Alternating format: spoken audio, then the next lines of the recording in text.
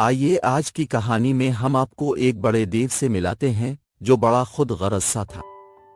एक दफा का जिक्र है कि एक देव था जो एक बड़े बाग वाले खूबसूरत किले में रहता था। बाग फूलों और दरख्तों से भरा हुआ था और परिंदे शाखों में मीठे गीत गा रहे थे। बच्चों को स्कूल के बाद बाग में खेलना पसंद था, लेकिन देव बहुत खुद गरज था और अपने बाग को किसी के साथ बांटना पसंद नहीं करता था। इसने इसके चारों तरफ एक ऊंची दीवार बनाई और एक निशान लगा दिया जिसमें लिखा था कि गलती करने वालों के खिलाफ कार्रवाई की जाएगी। बच्चे बहुत उदास थे क्योंकि उनके पास खेलने के लिए कोई और जगह नहीं थी।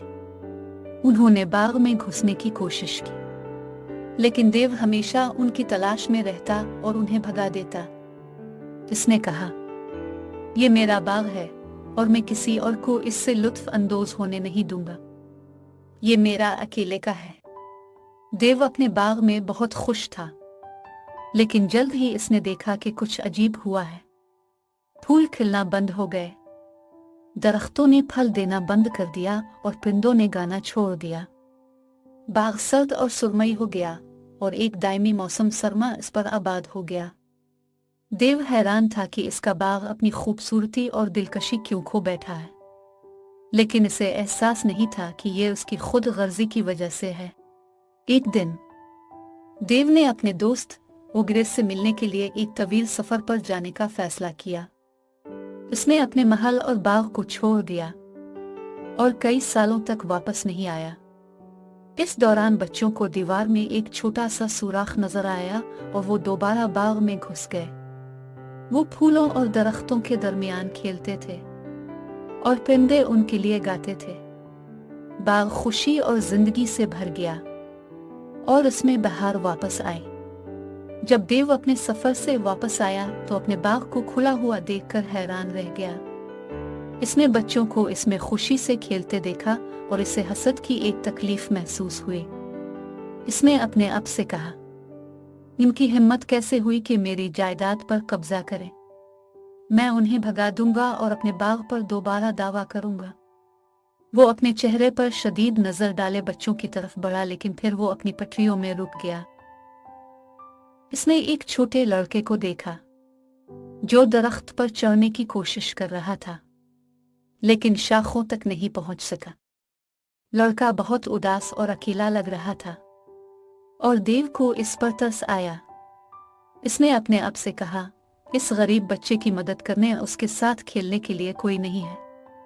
हो सकता है कि मैं इस पर मेहरबानी करूं और इसे अपने बाग में रहने दूं।"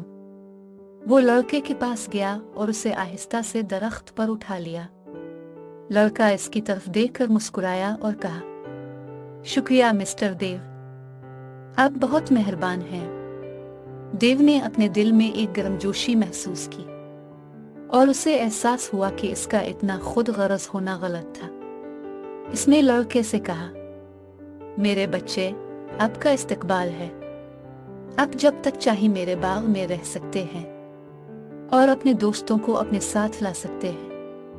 मैं अपना बाग अब सबके साथ बांटूंगा।" लड़के ने इसे गिले लगाया और कहा, "शुक्रिया मिस्टर देव, आप बहुत सखी हैं।" दूसरे बच्चों ने देखा कि देव ने अपना इरादा बदल लिया है और वो दौड़ते हुए इसकी तरफ आए। उन्होंने अपने बाग में खेलने की इजाजत देने के लिए उसका शुक्रिया अदा किया और उन्होंने इसे अपने साथ शामिल होने की दावत दी। देव राजी हो गया और वो खुशी से उनके साथ खेलने लगा। वो हंसा और उनके साथ गाना गाया और वो दोबारा एक बच्चे की तरह महसूस हुआ। देव ने सीखा कि बांटना और मेहरबानी खुद गर्जी और लालच से ज्यादा अहम है। उसने महसूस किया कि इसका बाग इस वक्त ज्यादा खूबसूरत था जब वो सर्दी और तन्हाई के मुकाबले में खुशी और मोहब्बत से भरा हुआ था।